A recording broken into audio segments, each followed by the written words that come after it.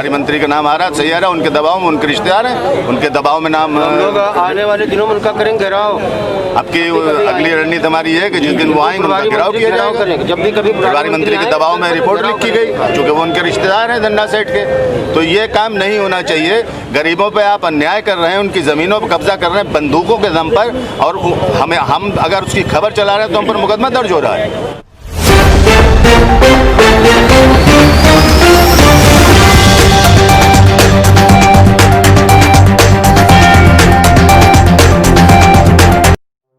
हालांकि पत्रकार गर्मजोशी के अंदाज में आपको दिखे और देखने के बाद आपको बता दें कि पत्रकार महासंघ के चेयरमैन जरीफ मलिक ने कह दिया कि कलम न्याय की चलेगी तो चलेगी, और अगर नहीं चलेगी तो धन्ना सेठों की तानाशाही नहीं चलेगी तो नहीं चलेगी।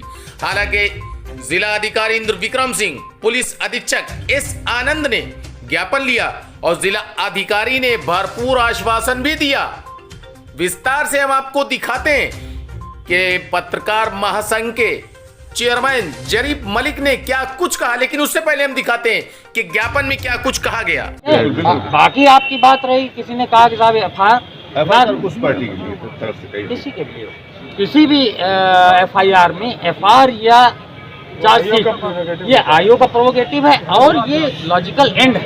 कोई भी एफआईआर होगी उसका लॉजिकल एंड होगा, उसमें ये नहीं हो सकता। हम कैसे कह सकते हैं? नहीं, ये तो कर रहे है ना, विवेचक का पूरा सर जो मानता वाली चिट्ठी गई थी उसमें प्रेस एक्ट में लिखा है कि चिट्ठी वो आपकी तरफ से जाएगी, तभी जांच होने के बाद में उस पर कार्रवाई कुछ होगी। मगर कोई जांच नहीं हुई, कुछ नहीं हुआ, सीधे कार्रवाई कर दी। मानता समिति से क्या कार्रवाई? मानता समिति से इसकी परमिशन ली जाती है। एफआईआर का उससे क्या संबंध है? विवेचक ने, आप कह रहे हो कि वहाँ के लिए पत्र लिखा, नहीं मान्यता जो समाप्ति उसके लिए कह रहा हूँ। तो मानता स्टेट ने समाप्त नहीं, स्टेट को हमारे यहाँ आप भेजेंगे हमारी रिपोर्ट आप। ओहो, मैं कह रहा हूँ स्टेट का विषय है ना, वो आपने इसमें लिख दिया। जी में डाला जी जी, मतलब वो निर्णय मेरे स्तर का नहीं है, वो स्टेट का स्तर। आपसे यही। और अब हम सुनवाएंगे पत्रकार महासंघ के चेयरमैन जरीफ मलिक ने कहा है आज पहला स्टेज था और इसीलिए हल्का फुल्का विरोध जताया गया, लेकिन अगर हमको न्याय नहीं मिला तो हम आगे क्या करेंगे। आइए हम उन्हीं की जुबानी सुनवाते हैं क्या कुछ कहा चेयरमैन साहब ने। दबाव के तहत एक डरा धमका के मतलब जो है हमारी कलम को रोका जा रहा है। अगर हम कोई सवाल करते हैं तो उस पर रोक लगाने के लिए फर्जी मुकदमा लगा दिया जाता है। यहाँ तक कि बंडा में 3-4 पत्रकार हैं, उन पर बलात्कार तक का मुकदमा लगा। अब गैंगस्टर की तैयारी चल रही मैंने सुना है। तो अभी आपका शिव कुमार और शशांक शुक्ला ने क्या गलती की थी? उन्होंने यही तो गलती की थी कि वो किसानों की ज़मीन पर एक धन्ना सेठ कब्जा कर रहा है बंदूकों के दम पर, राइफलों के दम पर, जिसकी ऑडियो मौजूद है, वीडियो मौजूद है। और उस पर कार्रवाई ये हुई कि उसकी तो जो रिपोर्ट वहाँ किसानों ने दर्ज कराई थी रोज़ा थाने में, उसमें एफआईआर लगा दी गई और जिसने खबर चलाई उसके खिलाफ जो है फर्जी मुकदमा के हमसे ब्लैकमेलिंग कर रहे थे, हमसे पैसा मांग रहे थे। एक फर्जी मुकदमा उस पर दर्ज करके उसकी मान्यता रद्द करा दी। मान्यता रद्द कराई ऐसे नहीं जाती है। किसी ने, पुलिस अधिकारी ने लिख दिया डायरेक्टर को, और डायरेक्टर का लेटर मेरे पास मौजूद है, डायरेक्टर ने उसकी मान्यता रद्द कर दी। तो मान्यता रद्द करने का नियम ये है कि नियमानुसार पहले मान्यता समिति को लिखा जाए, जो मान्यता समिति रिकमेंड करती है डायरेक्टर को, तब डायरेक्टर मान्यता देता है। तो मान्यता समिति को रिकमेंड करना चाहिए था डायरेक्टर ऑफ इंफॉर्मेशन को। डायरेक्टर ऑफ इंफॉर्मेशन फिर उसकी जांच वाँच जो होती उसके बाद उनकी मान्यता रद्द की जाती।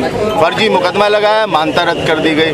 तो हमने अभी ये शुरुआत की है, एक महासंघ बनाया गया है, उस महासंघ में जिले की सारी यूनियंस शामिल हैं और उसके बैनर के तले आज ये हमने पहली शुरुआत की है। आंदोलन की रणनीति जो तैयार की है वो आज ये उसका पहला कदम है और आगे अगर हमारी मांगे नहीं मांगी गई तो हम एक लंबे आंदोलन की तैयारी की रणनीति बना चुके हैं। प्रदेश सरकार में लगातार पत्रकारों पे हमले हो रहे हैं और पत्रकार कहीं ना कहीं अपने आप को असुरक्षित महसूस कर रहे हैं, उसके समर्थन में आप क्या कहना चाहेंगे?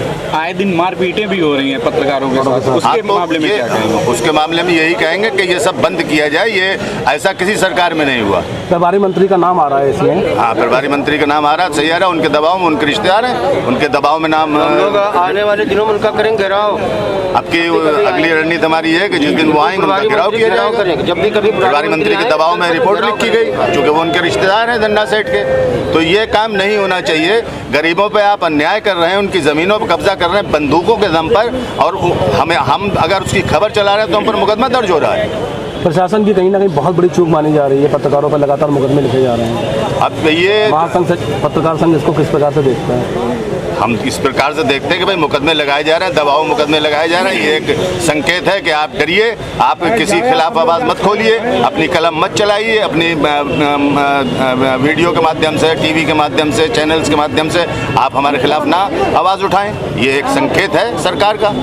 ये मतलब पूरी तानाशाही चल रही है, ऐसा किसी सरकार में नहीं हुआ। तानाशाही पूरे तौर पर तानाशाही है। जिसके खिलाफ मंत्री चाहेगा उसके खिलाफ जो चाहेगा वो कर देगा, मुकदमे दर्ज कर देगा, बलात्कार में फिट करवा देगा। और अब तो ऐसे कानून बन गए हैं कि बिना किसी जांच के आपको एसटीएफ उठा लेगी, आप कुछ कह भी नहीं सकते, आप अदालत भी नहीं जा सकते। What is this? ये क्या है भाई? ये कौन सी परंपरा आपने स्टार्ट की है? ये आप क्या चाहते हैं समाज से? कर रही हूँ। मैं 4 साल से महंता पत्रकार थी, लेकिन मैंने किसानों की आवाज़ उठाई थी। यहाँ पर जी सर्टिफिकेट फैक्ट्री है, उन्होंने किसानों का रास्ता जबरन रोक लिया था, राइफल बंदूकों से उनके ऊपर हमला किया था। जब मैंने उन किसानों की आवाज़ दिखाई, प्रमुखता से खबर दिखाई, उसके बाद मुझे साजिशन झूठे मुकदमे में फांसा गया। उसके बाद लगातार सोशल मीडिया पे एक ग्रुप जो सक्रिय है, वो लगातार मेरा मानसिक प्रताड़न इतना कर रहा है कि मन होता है आत्महत्या कर लूँ, मैं मजबूर होकर आत्महत्या कर लूँगी। उनका यही मकसद है, चाहे वो फैक्ट्री मालिक हो। और जो एक ग्रुप चल रहा है फेसबुक पे, सोशल मीडिया पे, वो लगातार इस तरीके से मुझे मानसिक प्रताड़ना दे रहा है कि मैं रोज़ रात में ये सोचती हूँ कि कब मैं आत्महत्या कर लूँ, आखिर मैं इस कदम को उठा लूँगी, क्योंकि मेरे ऊपर झूठा मुकदमा लिखाया गया है, कई तरीके से मुझे फांसा जा रहा है, मुझे लगातार टॉर्चर किया जा रहा है। प्रशासन की तरफ से क्या?